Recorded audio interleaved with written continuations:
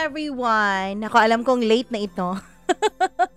Pero grabe yung issue kay Maurice at kay kay Anthony Jennings. Late na ito kasi itong recording na ito naganap po last Wednesday, ayon, December 4. So fresh na fresh habang pinag-uusapan ko. Pero kapag narinig nyo na, ay nako, late na. Nabanggit ko lang naman kasi alam niyo naman yung part 3 kahapon ng ating kwento. 'Di ba? Nag-cheat itong si Louie sa ating letter sender na si Isang. Bakit daw nag-cheat yung mga tao? Nako naman. Si Maris din ano din siya, parang gusto niya rin na parang malaman nung girl na si Anthony at siya na nga or may namamagitan sa kanila para bitawan na ni Jam itong si Anthony. Feeling ko gano'n na. Kasi kung talagang ayaw niyang mahuli silang dalawa ni Anthony, pwede namang hindi siya mag-chat, 'di ba? Pwede namang tumawag siya kasi parang okay lang naman kay Jam na may pag-uusap na nagaganap sa kanila kasi nga workmate. So pwede naman siyang tumawag. Bakit siya hindi tumawag? Bakit kailangan i-chat? Kasi gusto niya na mabasa din nung babae. Alam niya kasi na pinapakialaman din siguro ng babae yung cellphone ni Anthony. Parang ganon. So gusto niya masira talaga ng tuluyan yung dalawa.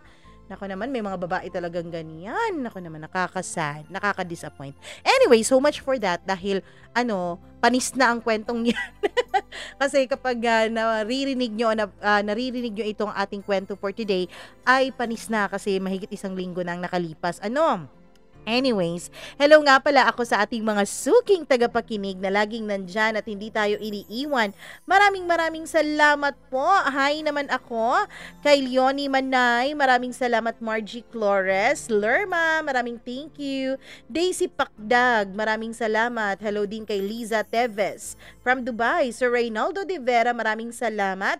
Maria Elena Abe, Mary Anna Liawan, maraming salamat. Mary Chris Caro, maraming thank you. Totally Not UK. Ayun, maraming salamat din. Kay Elsie de la Cruz, Chazi Chinitz Pabualan. Richard D. Mapilis, maraming salamat din. Kay Mondi 8217. Syempre, hi din pala ako sa kay Domingo Centillas and sa GHP Junk Shop Boys, Dadam and Calbo from Puerto Princesa, Palawan. Maraming salamat sa inyong pagkikinig. At syempre sa lahat po ng nakikinig sa atin, thank you so much. Huwag na nating patagalin. Ayan, natagalan tuloy tayo dahil kay Maurice at kay Anthony. Charot lang. Atin na pong simulan ang inyong paboritong programa. Ito po, ang Dear Mamma Mia.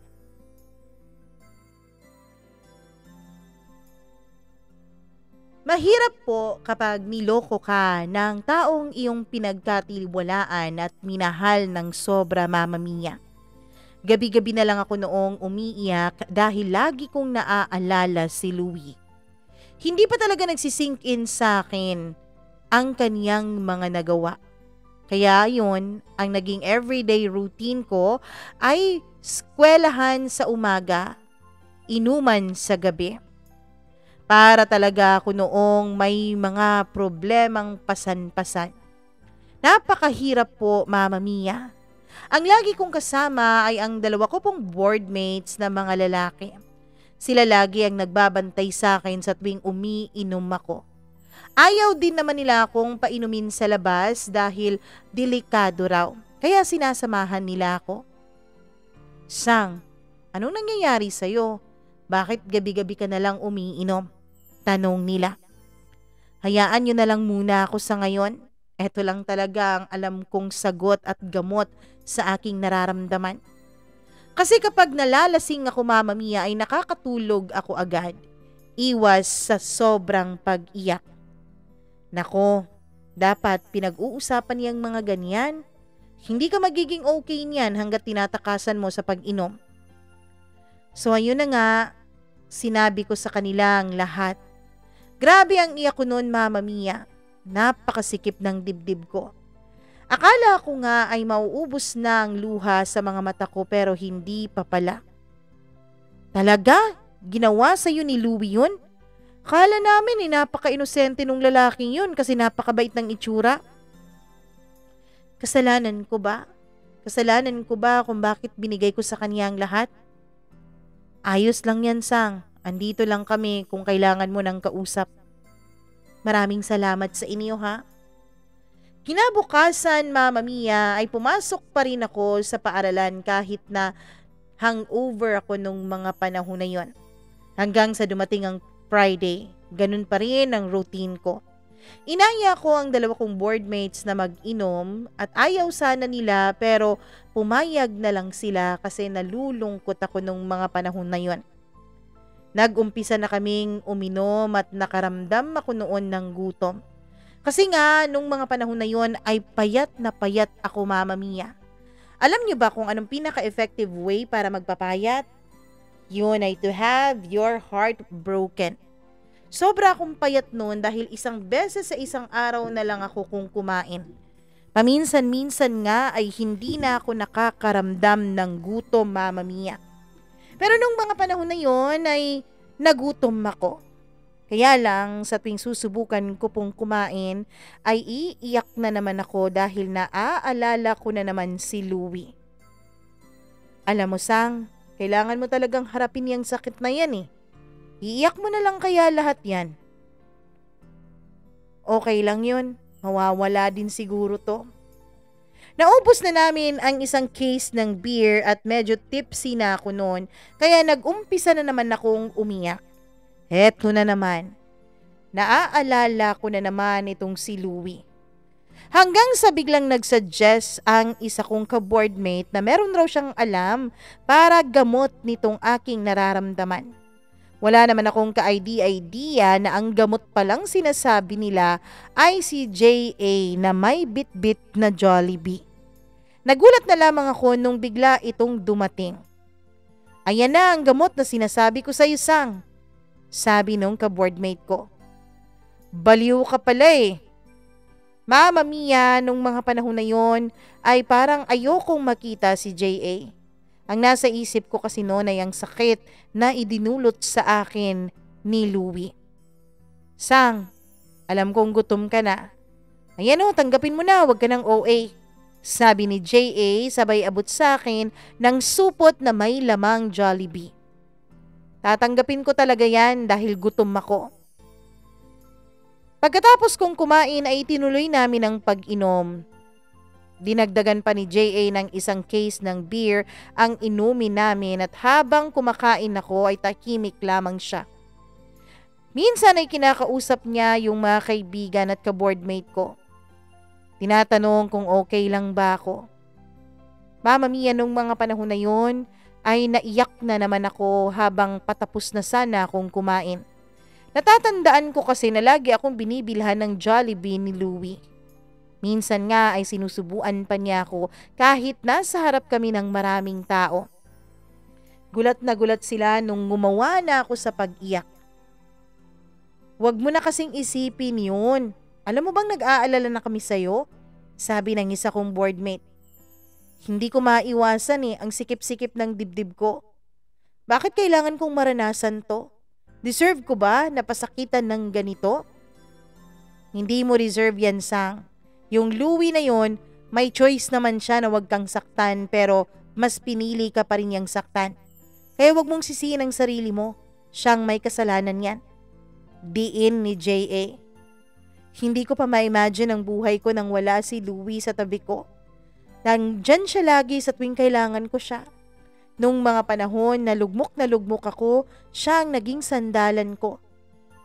Iyak ako ng iyak noon habang silang tatlo ay pinagtitinginan lang ako. Hanggang sa pumasok na nga ako sa kwarto ko at hindi ko na namalayan kung paano ako nakaabot sa kama at nakatulog. Kinabukasan, Mama Mia, nung magising ako ay nagulat ako kung bakit nasa kwarto na ako. Bukas ang cellphone ko at nung tinignan ko ito, Mama Mia, ay nandun pa talaga ito sa news feeds ng Facebook ko. At nakita kong tinag si Louie nung babae ng isang picture na nagpa-ultrasound sila. With the caption, "Can't wait to see you, baby. Excited na kaming dalawa ng daddy mo." Mama Mia, unang bukas pa lang ng mga mata ko nung araw na yon, iyak na agad ang ginawa ko.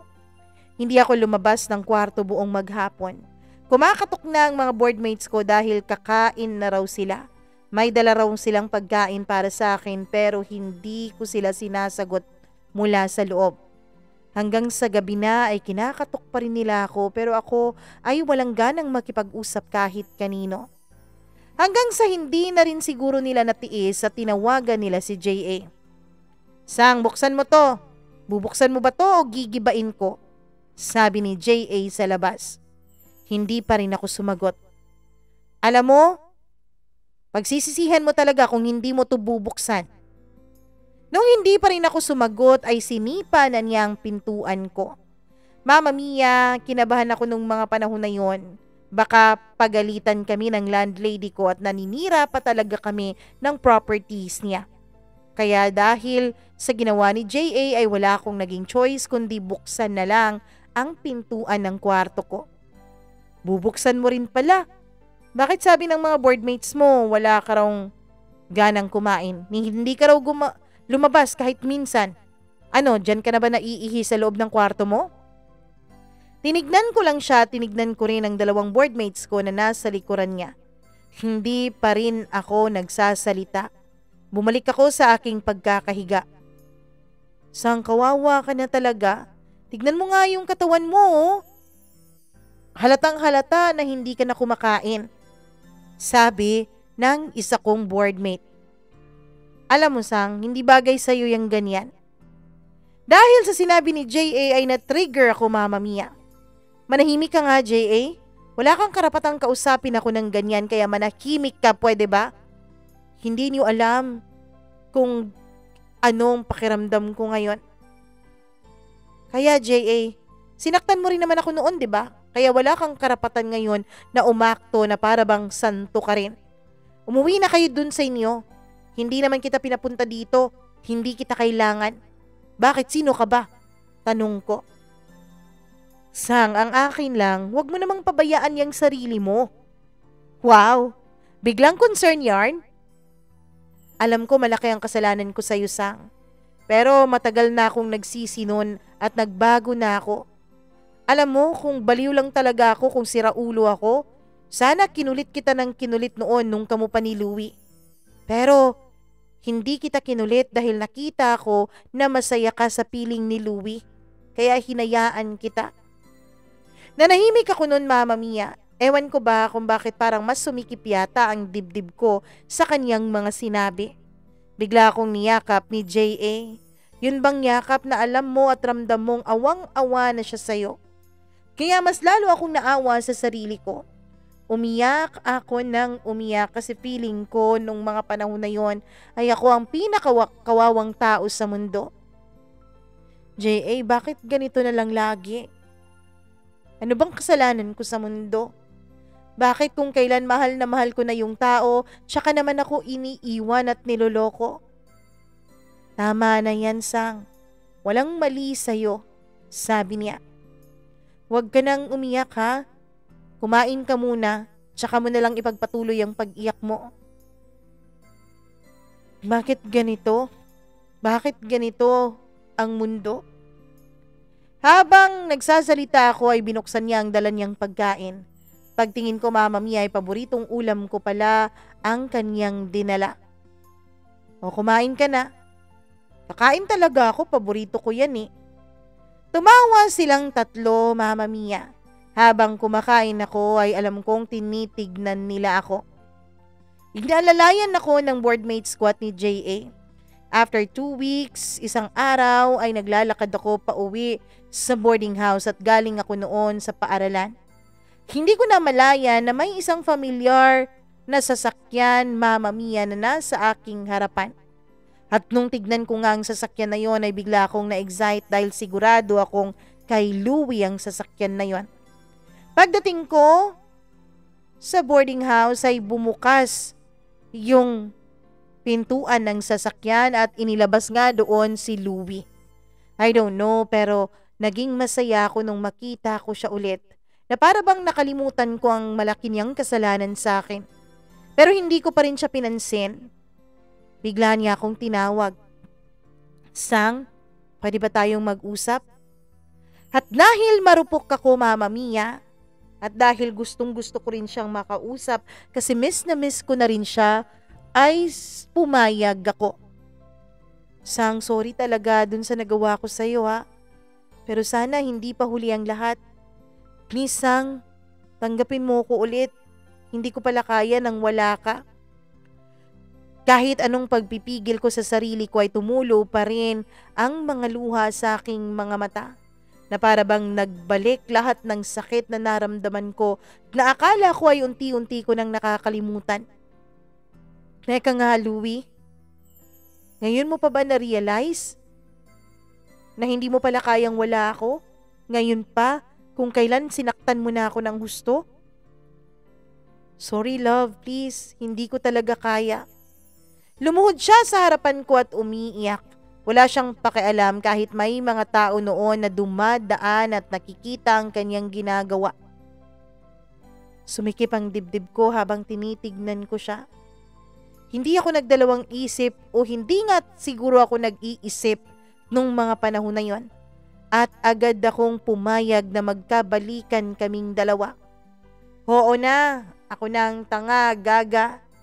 Pero gano'n naman siguro talaga kapag mahal na mahal mo ang isang tao, 'di ba? Nawawala ang logic mo. Nawawala ang tamang pag-iisip mo. Thank you, love. Promise, hindi ko na gagawin ulit yon. So ayun na nga, nagkabalikan kami ni Louie. Hindi ko na rin nereplyan pa si J.A. dahil ayoko na, Mama Mia, na kung ano-ano pang sasabihin niya. Alam ko naman kasi na hindi siya sang-ayon sa pakikipagbalikan ko kay Louie. Chat siya ng chat sa akin pero never ko na siyang nereplyan dahil nag-focus na ulit ako noon sa relationship namin ni Louie. Inisip ko noon, Mama Mia, na siguro may kasalanan din ako kung bakit nagawa ni Louie na magloko sa akin. Siguro nakulangan siya sa atensyon na binibigay ko. Kaya ayon, binigay ko lahat. Tapos sabi ni Louie sa akin ay nakipaghiwalay na pala siya dun sa babaeng kanyang nabuntis dahil ito raw ang unang nagloko. Magsusustento na lang daw siya para sa bata. Hanggang isang araw, nagpaalam siya sa akin na mag-overnight daw sila kasama ng kanyang mga kasamahan sa trabaho. Pumayag na lang din ako, Mama Mia, kahit na medyo nagtaka ako noon kung bakit hindi niya ako isasama. Noong bago pa kasi kaming dalawa ni Louie ay lagi niya akong sinasama sa mga galaan na ganon. Feeling ko ay may something pero hindi ko na lang pinansin yung gut feeling ko. Kinabukasan ay may nag-chat sa akin na isang dummy account at nag-send siya ng picture. Pag-open ko, Mama Mia, ay picture pala ni Louie na may kasamang ibang babae. Nakatalikod sila parehas pero alam ko at kilalang kilala ko na si Louie yun at nasa resort sila. Ma'am, boyfriend mo to, 'di ba? Sabi nung dummy account. Yes. May kasama siyang ibang babae. Actually, napaka-sweet nila sa isa't isa. Sang resort ba ito, sir? Sinabi niya sa akin ang location at dumiretso talaga ako agad doon. Pagdating ko sa resort, Mama Mia, naglalakad pa lamang ako pero sakto namang nakasalubong ko si J.A. Ewan ko ba kung bakit talaga ganito. Nakasalubong ko na naman ulit si J.A. Oh, bakit nandito ka, Sang? Nandito ka nga, ako pa ba? Nasaan pala yung boyfriend mo? Tanong niya. Nandito. Samahan mo ako kasi may pakay ako sa kanya, sabi niya. Kaya ayun, magkasama kami ni J.A. na hinahanap noon si Louie. Sakto naman na pagdating namin sa may cottage ay nakita ko si Louie.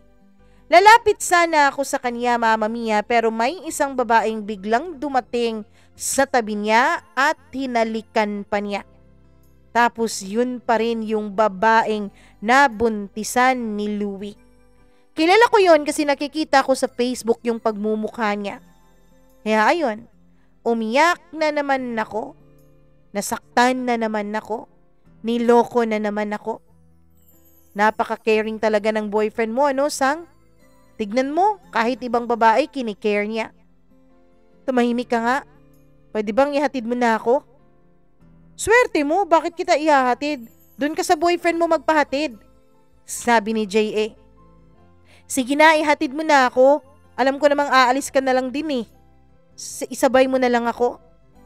Pasalamat ka't may lakad din ako. Tayo na.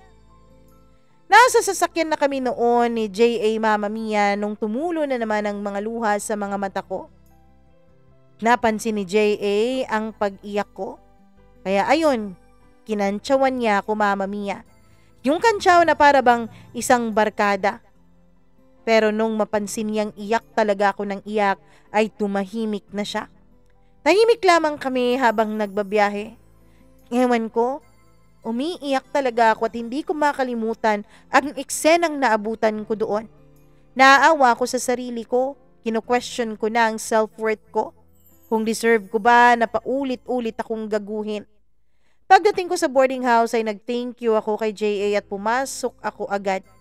May sinasabi pa siya Mama Mia pero hindi ko na naintindihan dahil ang iniisip ko noon ay ang sobrang sakit na nararamdaman ko. Pagpasok ko sa kwarto ay sobrang iyak ko Mama Mia. Ilang saglit pa ay nag-ring ang cellphone ko at si Louie pala ang tumatawag. Kinalma ko ang sarili ko dahil ayokong magsisisigaw. Love, sabi ni Louie sa kabilang linya. Kumain ka na ba? Tapos na. Love, mamayang gabi na ako pupunta dyan ha, kasi pupunta pa ako ng station. Okay, sige. I love you, love. I love you too, Lou. Mama Mia, kahit hindi pa ako tapos na magsabi ng I love you ay agad niyang pinatay yung cellphone. After nung tawag ay nag-breakdown na naman ako. Parang hindi ko kayang i-handle lahat ng sakit na nararamdaman ko. Call me OA pero kung siguro kayo ang nasa kalagayan ko ay mauunawaan niyo ang nararamdaman ko. Wala akong ibang maiisip noon na pwedeng tawagan kaya tinawagan ko ang pinsan kong si Maymay. Sinabi ko sa kanya lahat at galit na galit siya sa ginawa ni Louie at nagalit din siya sa ginawa kong pakikipagbalikan dito. Pinayuhan niya ako Mama Mia para akong nahimasmasan sa mga payo niya. After nung tawag na yon ay nagantay na lamang ako kay Louie dahil desidido na ako noon sa magiging desisyon ko. Hihiwalayan ko na siya dahil pagod na ako. Hanggang sa mag-aalas 8 na ng gabi nung dumating si Louie sa boarding house. Hindi ko na pinatagal pa. Agad ko nang sinabi sa kanya ang gusto ko. Maghiwalay na tayo, Louie. Ha? Bakit? Ayoko na. Pagod na ako. Ano na namang nangyari sa'yo, love? Pagod na ako sa'yo, Louie. Pagod na ako sa mga pagsisinungaling mo sa akin. Pagod na akong unawain ka. Mahal na mahal kita, Louie, pero tao lang din naman ako at napapagod din. Ang dami-dami ko ng chance binigay sa'yo. Ang dami-dami kong chance na ibinigay para magbago ka, para ayusin mo lahat ng pagkakamali mo sa relasyon natin. Pero hindi ka pa rin nagbago. Kaya ngayon hindi na kita pipigilan kung ano ang gusto mong gawin sa buhay mo. Malaya ka na. Lastly, sana sa susunod mong maging girlfriend, sana hindi mo to iparanas sa kanya. Dahil nakakadurog hindi lang ng puso, kundi ng buong pagkatao. Ano na namang nangyari sa'yo, Sang? Nagbago na naman ako ah. Nakikipaghiwalay ka ba sa akin dahil may bago ka na? Ang kapal naman ng mukha mo, Louie, para baliktarin ako.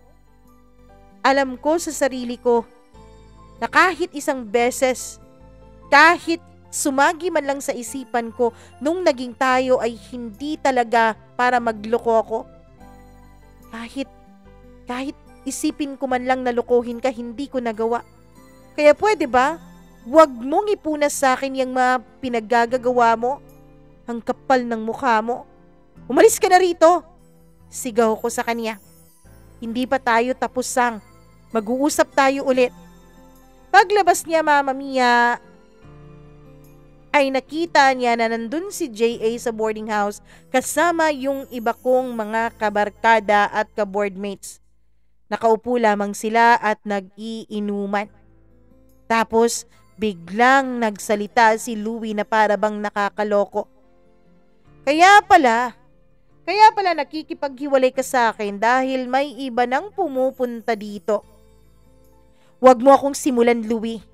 Umalis ka na habang hindi pa nauubos ang pasensya ko sa'yo. Gustong gusto mo talaga dito dahil nandito si J.A., di ba? Siya naman yung lalaki mo noon, di ba? Bago ako. Tinignan ko si J.A., Mama Mia. Parang sinesenyasan niya ako na wag na lang magsalita. Ano? Pag alis ko ba, kayo na naman ni J.A. ang magkasama dyan sa loob ng kwarto mo? Kayo namang dalawa ang maghahalikan, magkasamang matulog? Hinila ako siya, Mama Mia, pero hindi ko magawa dahil mas malakas siya kaysa sa akin. Bitawan mo ako dahil hindi pa ako tapos, sabi ni Louie.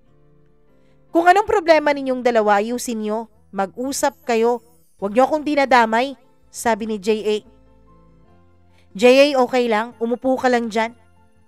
Ano, Sang? Paalisin mo ako dahil gusto mo masolo ka na ni J.A.? Sinampal ko siya, Mama Mia, at minura-mura ko siya. Ang kapal ng mukha mo. Umalis ka dito. Wala kang hiya. Wala kang hiya dyan sa balat mo. Tinutulak-tulak ko na siya nung mga panahon na yon dahil galit na talaga ako. Mama Mia, parang nagalit na rin si Louie sa ginawa ko kaya agad niya akong tinulak ng malakas. Buti na lang at hindi ako natumba. Tumayo si J.A. na para bang hindi niya gusto ang ginawa ni Louie sa akin. Ano ka ba naman, Louie? Babae, ginaganyan mo? Tumahimik ka dyan, J.A. Ano gusto mo, suntukan? Tumahimik ka, Louie. Umuwi ka na. Tapos na tayo. Halika, J.A. Dito tayo sa labas. Mama Mia, tinulungan na ako ng dalawang boardmates ko na awatin sina J.A. at Louie dahil parang magsusuntukan na talaga sila. Buti na lang at ilang saglit pa ay umuwi na rin si Louie. Kinakabahan talaga ako nung mga panahon na yun, baka mapalayas kami ng landlady namin. Pag alis ni Louie ay hindi talaga ako umiyak, pero masikip na masikip pa rin ang dibdib ko. Ano, inuman tayo? Inumpisahan nyo na, pwede bang sali ako dyan? Sabi ko. Huwag ka na lang uminom, Sang. Iinom ako. Bakit? Ngayon pa ba ako hindi iinom? Ikaw, J.A., bakit ka dumating dito? Bakit ka nandito? Kasi inaya ako nitong mga boardmates mo. Mababait sila sa akin kaya nag-inuman kami. Unexpected talaga, Mama Mia.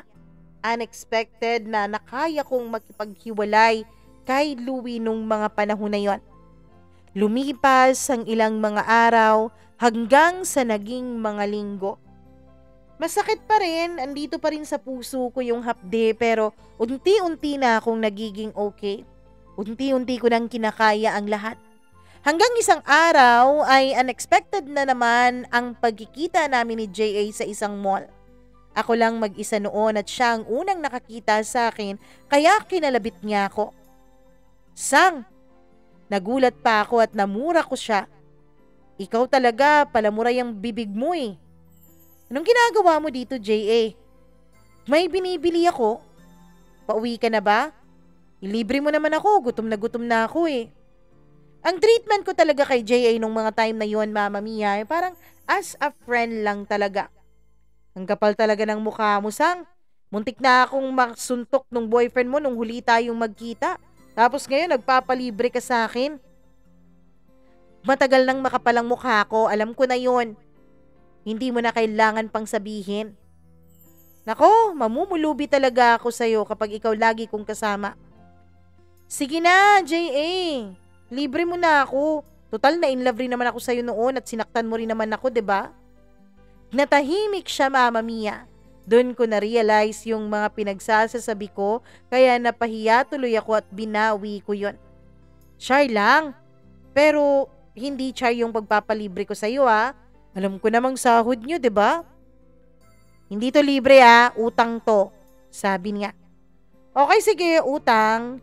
Pero, tsaka na kita babayaran kapag may maganda na akong trabaho at meron na akong magandang sahod. Ikaw talaga? Sige na nga. Pagdating namin sa boulevard ay napakaraming tao dahil Sunday nung mga panahon na yon. Humanap kami ng pwesto na pwede naming kainan, Mama Mia, dahil parang punuan nung mga pagkakataon na yon. Naglalakad-lakad kami at ako naman ay binibilisan ko ang paglalakad ko dahil masyadong mabilis ang paglalakad ni J.A. J.A., maghintay ka nga. Para ka namang may hinahabol. Habol na ako sa hininga ko sa paglalakad. Makaabot lang sa'yo. Alam mo, ganyan ka talaga eh. Napakahina mong kumilos. Dito na tayo oh, may mga ihaw-ihaw. Okay lang naman kahit tumayo lang tayo para makakain na. Nagpaluto kami, Mama Mia.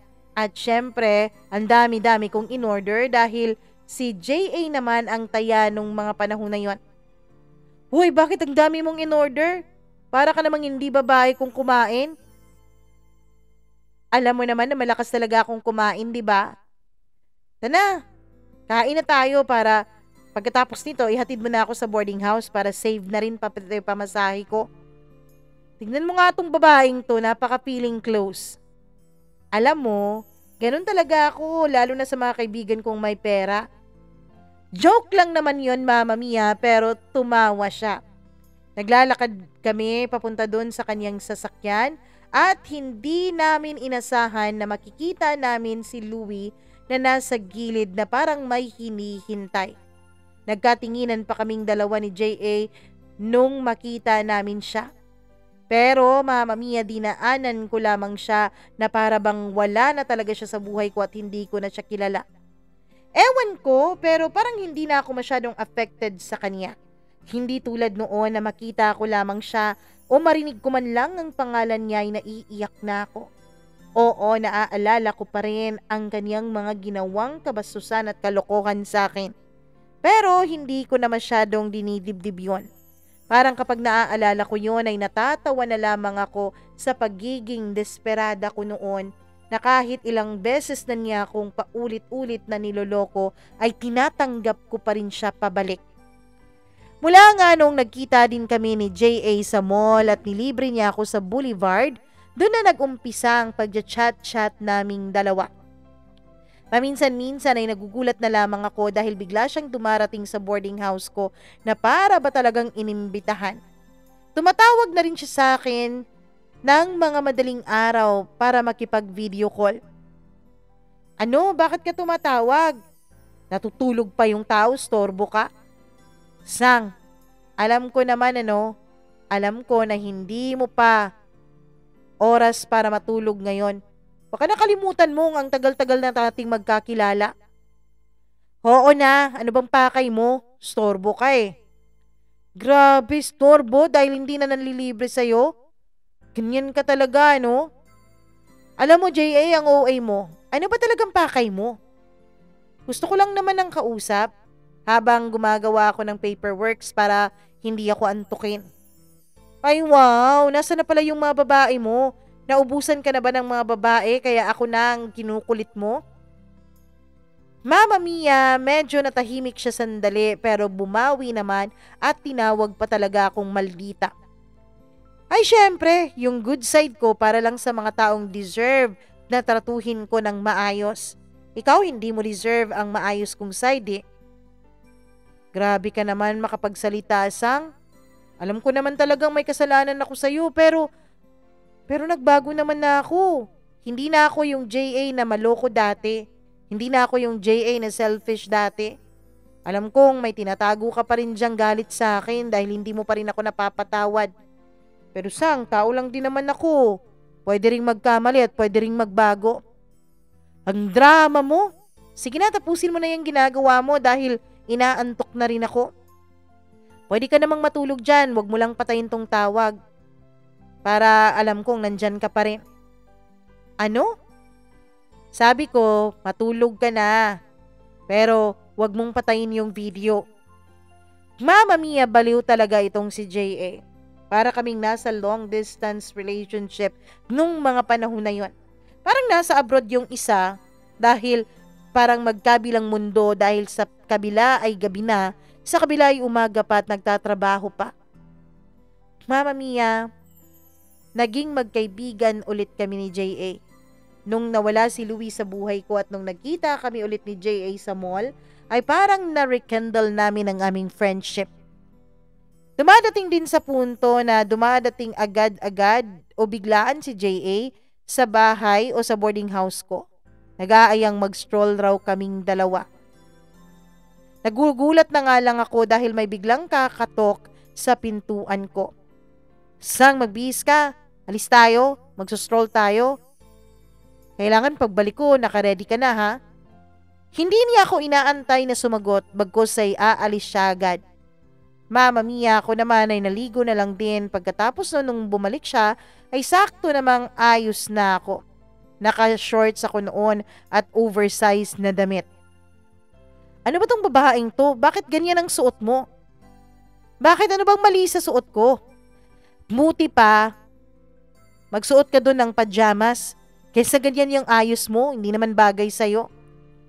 Alam mo, J.A., kung ganyan na pinupuna mo lang ang pinagsusuot ko, o di kaya ikaw ang masusunod ko anong susuotin ko, buti pa huwag ka nang pumunta dito. Ayoko nang sumama sa'yo. Busy-busy kong tao.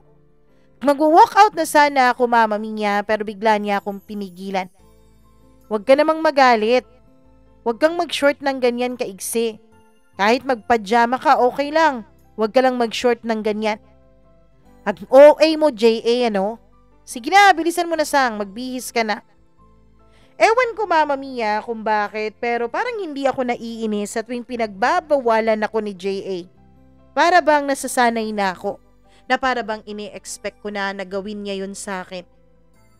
Kaya wala akong nagagawa kundi ang sumunod sa kanya. Nagbihis ako at nag-stroll na nga kami. Pagdating namin sa may 7-Eleven, ay bumili siya ng 2 Red Horse na 500 ml, tapos mga chichirya.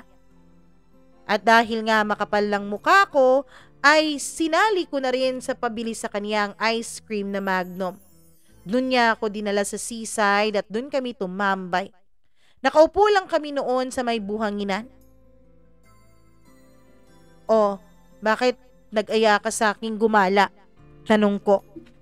Wala lang, medyo nabubore lang ako. Tapos kapag nabubore ka, ako ang kinukulit mo? Bakit, Sang? Di ba pwedeng kulitin kita bilang kaibigan? Napakarami namang babae na pwede mong kulitin o di kaya yung mga tropa mo, bakit ako pa? Matagal nang walang babae sa buhay ko, Sang. Maniwala ako sa'yo, J.A. Sigurado ako na ako lang ang kasama mo ngayon dahil ako lang ang available. Totoo, Sang. Maniwala ka. Baka nakakalimutan mo, J.A. Kilala kita. Natahimik si J.A. Mama Mia at uminom-inom na lang kami. Nag-open up din si J.A. tungkol sa aming dalawa ni Louie. Sang, may aaminin pala ako sa'yo pero bago yan may tanong ako. Bakit pala umabot sa punto na niloloko ka na ni Louie dati? Ewan ko. Mama Mia, nung tinanong niya yon ay naitanong ko rin yun sa sarili ko. Bakit nga ba kami umabot sa punto kung saan ay niloloko na ako ng lalaking akala ko'y mahal na mahal ako? Sang, ang totoo niyan, ako yung dummy account na nag-chat sa'yo dati. Alam mo, may duda na talaga ako na ikaw yun. Oo, ako yun. Akala ko nga, ikaw yung babaeng nakita kong kasama niya. Pero nung napagtanto kong ibang babae pala yun, ay chinat agad kita. Pero dummy account ang gamit ko dahil baka akalain mo, sinisiraan ko lang yung boyfriend mo. Thank you pala dun ha. Thank you dahil chinat mo ko.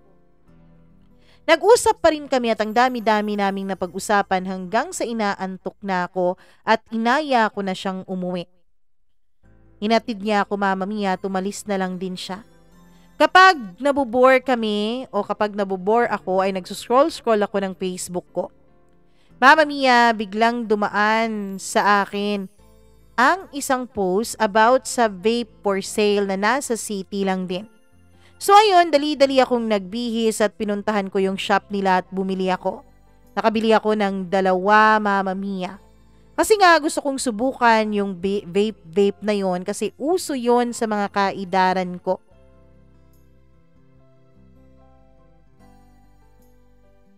Isang gabi, nahiga ako sa kama ko at nagbe-vape Mama Mia. Ay nakalimutan ko na pupunta pala doon sa boarding house si JA para maghatid ng pagkain kasi birthday raw niya.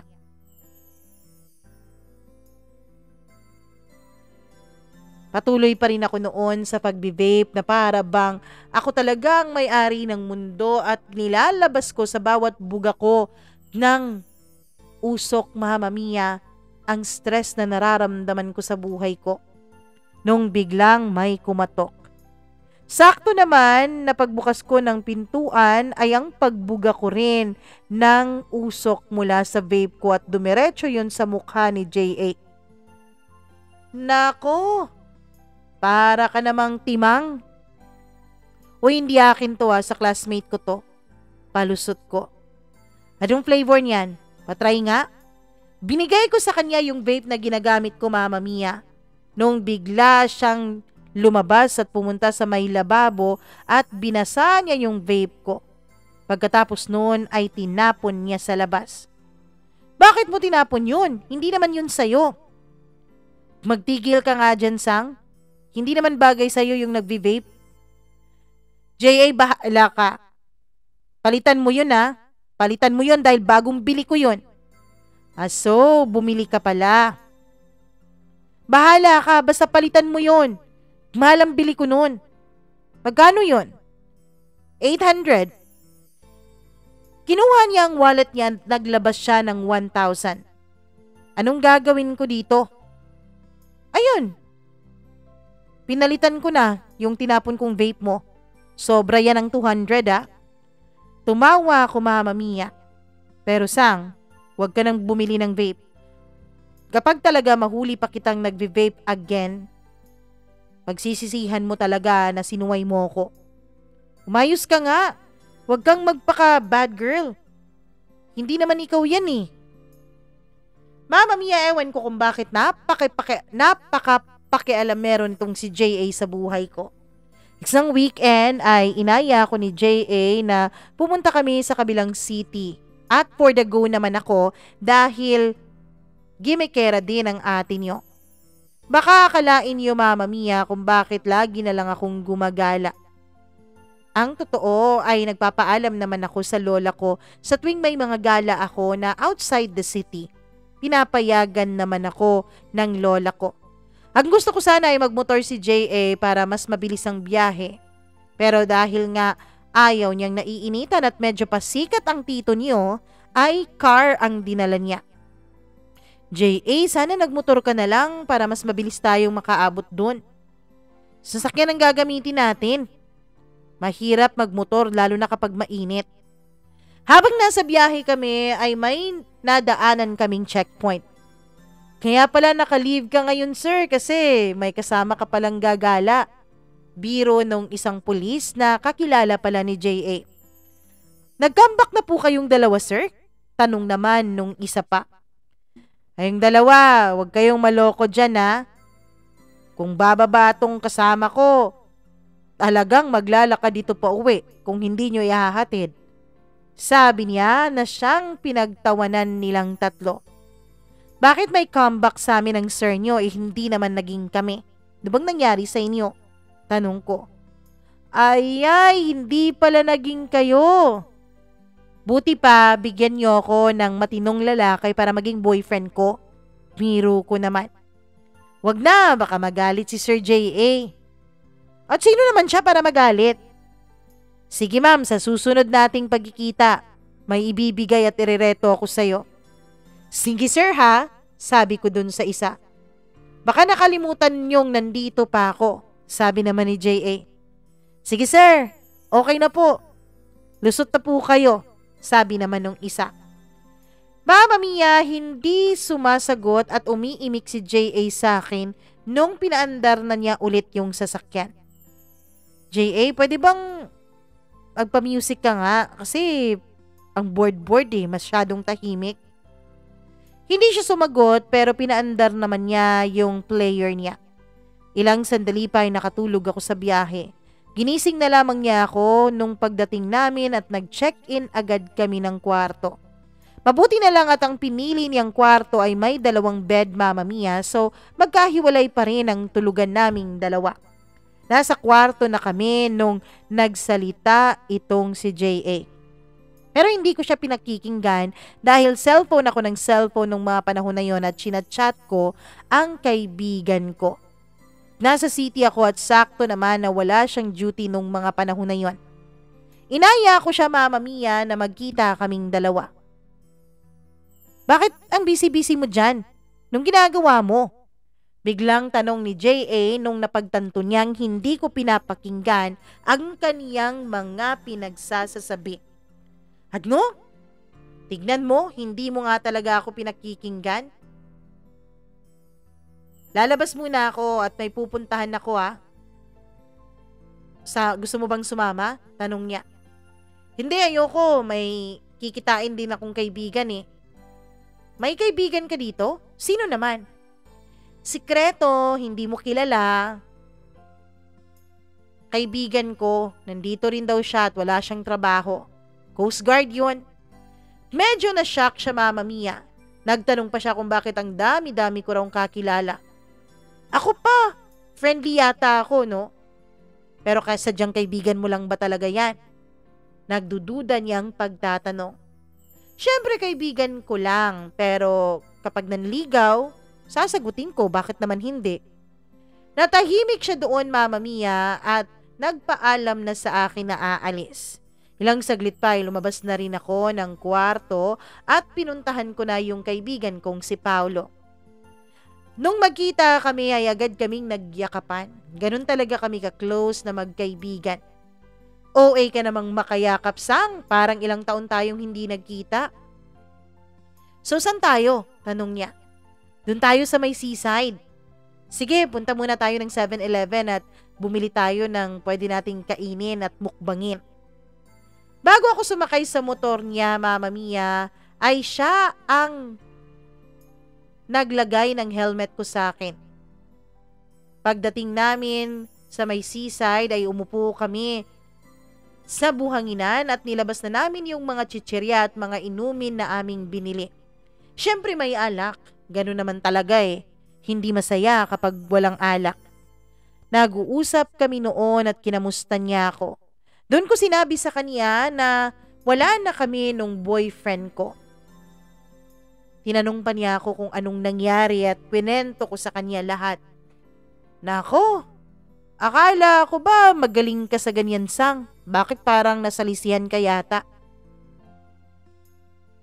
Ganun talaga kaming mag-usap, Mama Mia. Akala mo ay walang care pero tinignan naman niya ang reaction ko. Nung sinabi kong wag siyang mag-alala dahil ayos na ako, wala na akong nararamdamang sakit ay naging panatag siya. Hanggang sa inaya niya ako, Mama Mia, na pumunta sa isang lugar kung saan ay napakaraming tao daw at syempre masaya daw doon. Pumayag naman ako dahil alam ko naman na kapag uuwi ako sa hotel ay wala rin naman akong aabutan kasi umalis din naman si J.A. Naisip ko nga, Mama Mia, na mag-enjoy ako dahil ngayon ko lang ito magagawa kasi single ako. Pagdating nga namin dun sa sinasabi niyang lugar ay napakaingay na. Ang dami-daming tao. Naabutan pa nga kami ng gabi noon at hindi ko nga namalayan na naisilent ko palang cellphone ko. Ewan ko, kapag magkasama talaga kami ni Paulo ay ayokong tumitingin-tingin sa cellphone ko. Nung bigla kong itong tinignan para tignan kung ano ng oras ay nakita kong napakarami na palang missed calls ni J.A. sa akin. At napakarami na rin ang kanyang mga text messages na akala mo ay boyfriend na galit dahil hindi na-replyan.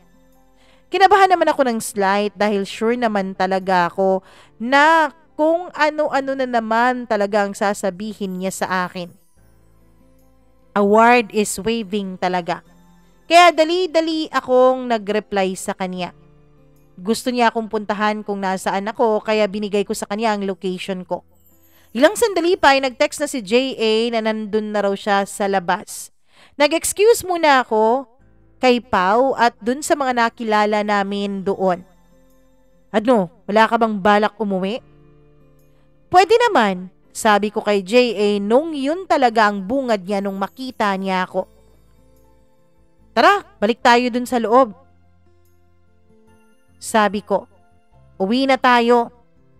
Maaga pa, JA. Para ka namang timang eh. Ano, thunders ka na ba?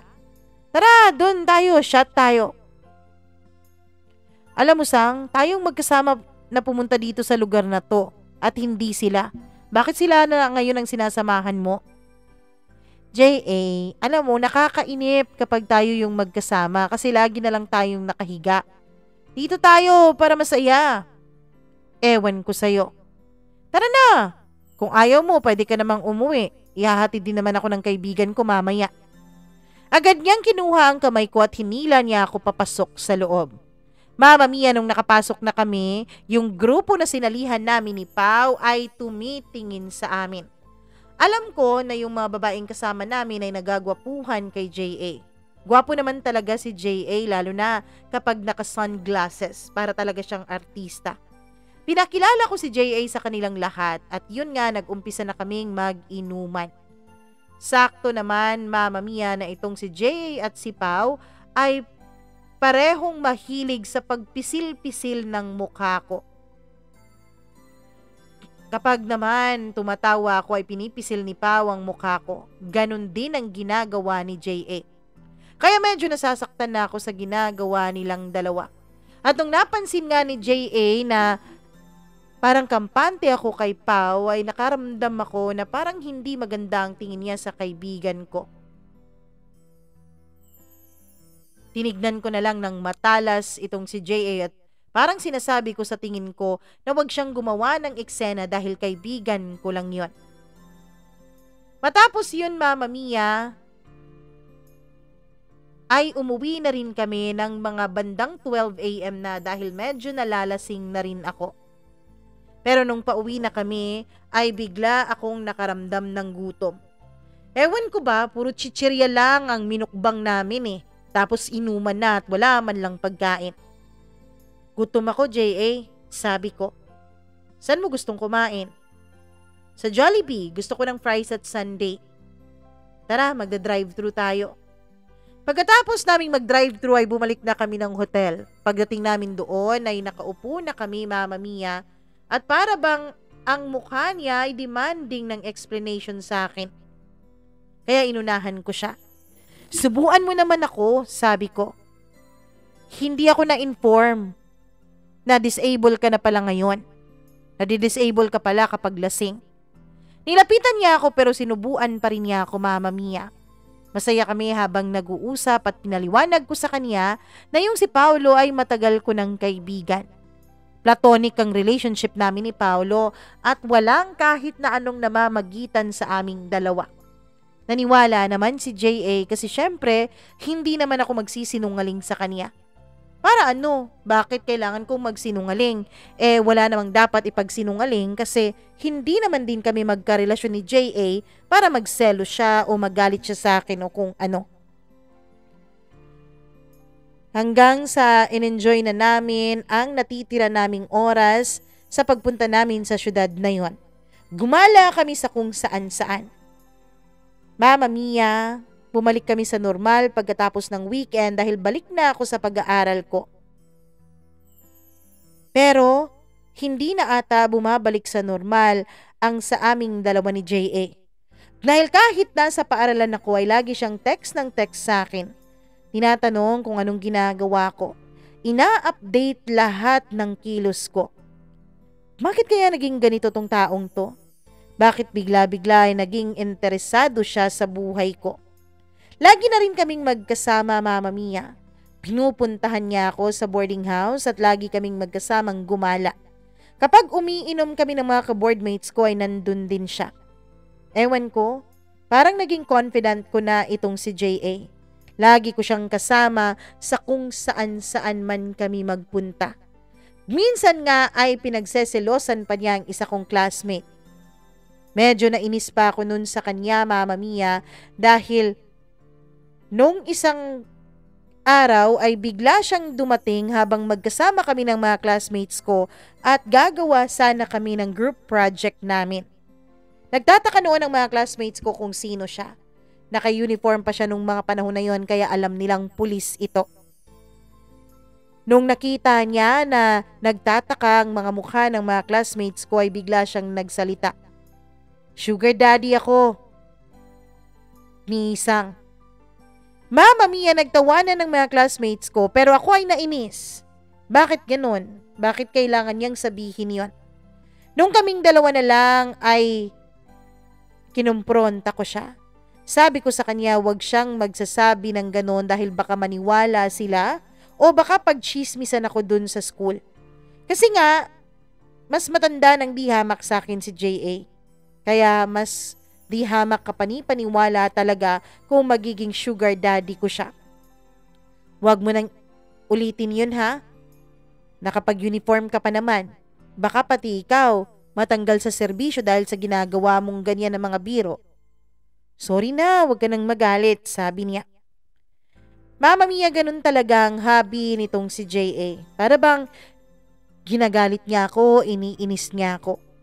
Paminsan-minsan nga akala ko ay magtatapat siya ng pag-ibig. Pero kapag siniseryoso ko naman ang usapan, ay siya naman itong magbibigay ng dahilan para paglaruan yung aming pag-uusap. Hanggang sa nung magbakasyon ay umuwi ako dun sa amin. Nagulat ako Mama Mia dahil biglang dumating si J.A. doon, isang araw pa nga akong nakauwi sa lugar namin. Hello po Lola, sabi niya sa lola ko. Oh, J.A. Matagal ka nang hindi nadadalaw dito ah. Anong atin? Aakyat sana ako ng ligaw, Lola. Sabi niya na siyang ipinagtaka ng lola ko. Aakyat ng ligaw? Di ba may boyfriend itong si Isang? Si Louie? Lola, matagal na po silang wala. Hindi ka po ba ina-update nitong si Isang? Nakakatampo ka naman, Sang. Parang gusto mo pa yatang magkabalikan kayong dalawa ni Louie sa ganyan eh. Manahimik ka nga, baliw ka talaga. Pumasok ka dito. Mama Mia, aaminin ko. Kinilig ako nung sinabi ni J.A. kay Lola, naliligawan niya ako. Kaya lang, Mama Mia, ang kilig na yon ay agad ko namang pinatay sa puso ko. Kasi ang totoo niyan, natatakot akong masaktan ulit. Tapos na akong saktan noon ni J.A. Sinaktan din ako ni Louie. Nang lalaking akala ko hindi magagawang manakit ng babae. Tapos eto na naman tayo ngayon. Si J.A. na naman at parang pabiro pa talaga para sa kanya ang lahat. Kaya nakakatakot. Nakakatakot sumugal. Sa tuwing nagsasabi itong si J.A. kay Lola na manliligaw siya sa akin, ay ako ang gumagawa ng paraan para maiiwas sa ganon ang topic namin, Mama Mia. Gusto kong wag mapunta doon ang topic namin. Hanggang sa isang araw, in-invite ako ni J.A. na isasama niya raw ako sa bahay nila. Nagdadalawang isip ako noon na pumayag, Mama Mia, kasi pareho lang ang barangay ni Louie at J.A. Magkapit bahay po sila. Baka naman kung anong sasabihin sa akin ng mga kapitbahay nila kapag nakita nila ako na dun ako sa bahay ni na J.A. Baka sabihan nila akong malandi dahil kang sino-sino lamang ako pumapatol. Pero ang J.A. ay hindi talaga tumatanggap ng no for an answer. Talagang pinilit niya akong sumama sa kanya. Ayokong sumama, J.A. Nahihiya ako sa mga tao doon. Bakit ka doon mahihiya sa mga taong yon? Nahihiya ka ba sa kanila o may iniiwasan ka? Tanong niya. Both, no? Both? So ibig sabihin, hindi ka pa talaga nakakapag-move on? Matagal na akong nakapag-move on mula kay Louie, J.A. Sadyang nahihiya lang talaga ako dun sa mga tao sa inyo. Kasi nung huling punta ko dun ako sa bahay ni na Louie at si Louie ang kasama ko. Tapos ngayon, dun naman ako sa bahay ninyo at ikaw na ang kasama ko. Baka kung anong sabihin sa akin ng mga tao. Problema na nila yun. Huwag mo nang isipin kung anong sasabihin sa'yo ng iba. Bakit sila ba nagpapakain sa'yo? Wala talaga akong nagawa, Mama Mia, dahil ipinagpaalam ako ni J.A. kay Lola at agad namang pumayag ang lola ko. Wala rin akong mairason sa kanya para hindi ako sumama. So ayun na nga, bumabiyahe na kami ni JA papunta dun sa kanila at natulog lang ako sa buong biyahe dahil malayo talaga yung lugar nila. Kaya pala niya ako inaaya doon kasi piyesta sa kanila. Pero hindi pa araw ng piyesta nung pumunta kami doon. Pagdating namin ay talagang nagdadalawang isip ako kung papasok ba ako dun sa kanila. Etong JA, nauna nang pumasok kaya nairita ako, Mama Mia. Hanggang sa lumabas ang mama niya. JA, papasukin mo yung bisita mo. Bakit mo iniwan dun sa labas? Ikaw talagang bata ka? Binalikan ako ni JA at hinawakan ang aking kamay. Agad ko siyang hinampas at minura. Muna nga akong minagmamaldita dyan. Manahimik ka, JA. Pagpasok namin ay nagmano ako sa mama at papa ni JA. Magandang tanghali po, tita, tito. Halika, iha. Upo ka, dito ka. Mama Mia, nung makita nilang may mga bitbit pa akong gamit ay pinapasok muna nila ako sa kwarto ni JA para raw makapagpahinga muna ako. Dahil sa sobrang pagod na nararamdaman ko sa biyahe ay nakatulog ako. Bandang hapon na akong nagising. Dali-dali akong bumangon at inayos ang sarili ko tsaka ako lumabas. Paglabas ko ay busy na ang lahat ng tao sa pagpe-prepare para kinabukasan ng piyesta. Tumulong na lang ako, Mama Mia, at ako ang gumawa ng buko salad. Si JA naman ay nasa likuran at tumutulong sa pagkatay ng baboy. Kinagabihan ay sumama ako kay JA dahil may laro raw na basketball dun sa kanilang covered court. Dali-dali akong naligo at nagsuot ako ng short tapos fitted na damit pang ibabaw. Buti na lang at hindi nagreklamo si JA. Buti na lang at hindi niya ako pinagpalit ng damit. At dahil nandun din ang pamangkin ni JA na 2 years old ay sinama namin yon. Kaming tatlo ang lumabas na para ba kaming isang masayang maliit na pamilya. Pagdating namin sa court ay marami na palang taong nandun, Mama Mia. Pero lahat ng tao ay tumitingin sa amin. Siguro nagtataka sila kung bakit si JA ang kasama ko. Pinaupo kami ni JA sa isang bench at umalis siya dahil may laro pala siya, Mama Mia. Tapos yung katabi namin ay isa sa kanilang mga kapitbahay ni Louie na hindi napigilan ng bibig sa pagsasalita. Diba ikaw yung girlfriend dati ni Louie, iha? Oo ate. Sabi ko na awkward na talaga noon. Bakit si JA na ang kasama mo ngayon? Matagal na kasi kaming hiwalay ni Louie. Tapos magkaibigan din kami ni JA. Matapos ang laro nila ay panalo sila JA, Mama Mia, at tumabi agad siya sa akin. Inutusan pa niya akong punasan ng pawis sa likuran niya. Wala akong nagawa kundi sundin siya, Mama Mia, at pati na rin ang mga tsismosa doon ay nakatingin habang ginagawa ko ang pagpunas sa pawis ni JA. Para bang sinisigurado nila, Mama Mia, na ako talaga yung babae na dati ay kasama ni Louie. Mama Mia, nung mga panahon na yon ay parang hindi nahihiya si JA na ako ang kasama niya. Pagdating namin sa bahay nila dahil umuwi na rin naman kami pagkatapos ng laro, ay sinabi ko sa kanya ang mga tingin at tanong sa akin ng mga taong nandoon. Yaan mo sila, wala naman silang ambag sa buhay mo. Huwag kang mag-alala, hindi rin naman kami naniniwala dyan sa mga chismis-chismis na yan. Paano kung madamay ang pamilya mo, JA? Paano kung kausapin ang mga marites na yon at mga magulang mo, ang mama mo? Nagpapatawa ka ba? Mama ko nga, galit na galit sa mga chismosa kaya hayaan mo na lang sila. Mama Mia, kahit na medyo na-awkward ako ay pinaramdam sa akin ni JA na wala akong dapat na ipag-alala. Pinaramdam niya sa akin na wala siyang pakialam kung anumang sasabihin ng ibang tao. Hanggang sa magagabi na dahil dun ako pinatulog ng mama niya sa kwarto ni JA ay wala akong choice kundi tabi kaming dalawa. Nag-uusap lang naman kami noon nung bigla kaming natahimik at nagkatinginan sa isa't isa. "Namiss kita," bigla niyang sabi sa akin. "Tumahimik ka nga dyan, J.A. Matulog na tayo." "Anong matutulog? Dadalhin pa kita sa langit eh." Biro niya. So ayun nga, Mama Mia, dahil itong si J.A. ay talagang certified maniac at malandi, ay agad niya akong pinatungan at agad kaming naghalikan dalawa. Akala ko talaga ay tuluyan ng may mangyayari sa amin nung bigla siyang tumigil. Nagtaka naman ako noon at tinignan siya ng mabuti. Gagawin kong tama ngayon ang lahat. Bago natin gawin ang bagay na to, pwede bang pumayag ka ng maging girlfriend ko? Tanong ni J.A. sa akin. Ano? Oo. Pwede bang pumayag ka ng maging girlfriend ko? Mama Mia, ewan ko, pero naramdaman ko na lang bigla sa pagkakataon na yon na ayos na ako, na okay na ako at tuluyan na akong nakapag-move on mula kay Louie. Kaya sinagot ko agad din si J.A. noong gabing iyon.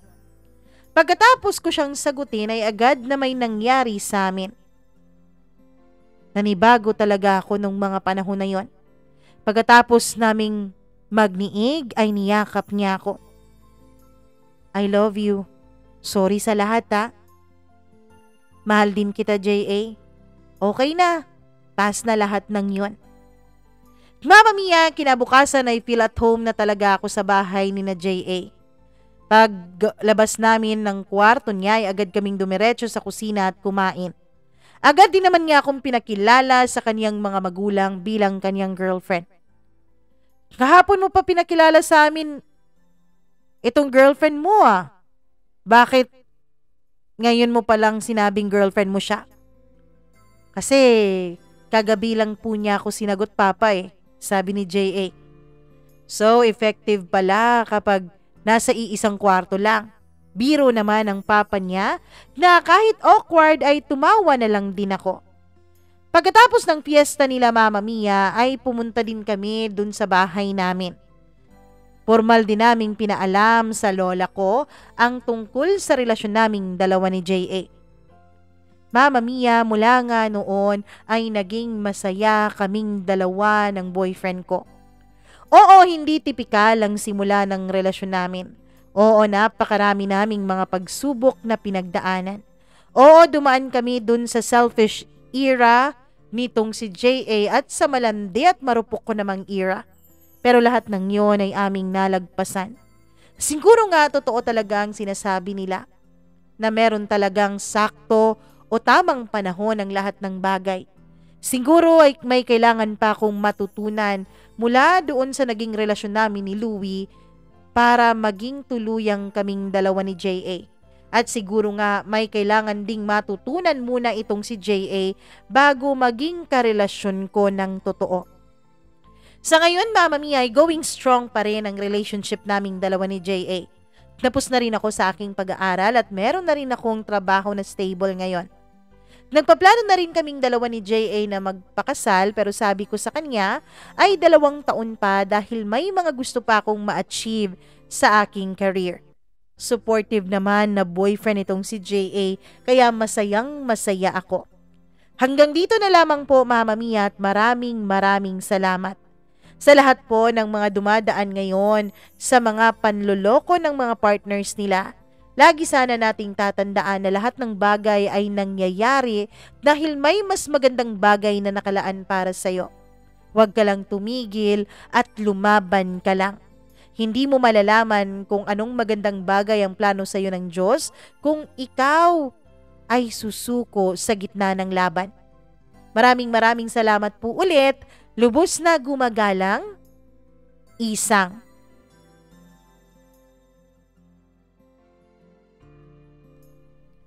Grabe naman ang kwentong ito ni Isang. Naku naman, akala ko talaga sila na ni Louie ang magkakatuluyan eh, 'di ba? Pero buti na lang at hindi. Minsan talaga, kung sino yung akala mong mabait, kung sino akala mo hindi makabasag pinggan, magugulat ka na lang dahil sila pa pala yung mga taong kayang gumawa ng mga karumal-dumal na kasalanan, kayang manakit ng sobra-sobra sa kanilang kapwa. Kaya wag muna tayong masyadong judgmental. At tama ang sinabi ng ating letter sender na si Isang na lahat ng nangyayari sa buhay natin ay may dahilan. Kung tayo ay nasasaktan ngayon, nako, may kapalit yan na saya pagdating ng araw. The more na mas masakit, the more na mas maganda yung kapalit. Yun ang paniniwala ko. Sana, tulad ng sinabi ni Isang, laban lamang ng laban. Huwag sumuko sa gitna dahil kapag ginawa mo yun, hindi mo makikita ang magandang naghihintay sa'yo sa kinabukasan. Maraming salamat sa inyong lahat dahil patuloy nyo pa rin sinusuportahan itong ating munting channel. Thank you so much for not skipping ads and thank you so much sa inyong pag-subscribe at pag-like nitong ating channel. Please like and share this video. Huwag kalimutan na kung hindi pa po kayo nakapag-subscribe, subscribe naman kayo. At wag nyo rin kakalimutan ng kung may sarili kayong kwento ng inyong buhay, may karanasan kayo na pwede nating pagkukunan ng leksyon, nako, i-share nyo na yan. Mag-email lamang po kayo sa mamamiyacdo0317@gmail.com. Maraming salamat po sa inyong walang sawang pagsuporta. Hanggang sa susunod nating kwento, Advance Merry Christmas. Nako, konting panahon na lang, Pasko na. Advance Merry Christmas sa inyong lahat at magandang araw po. Ako po si Mama Mia.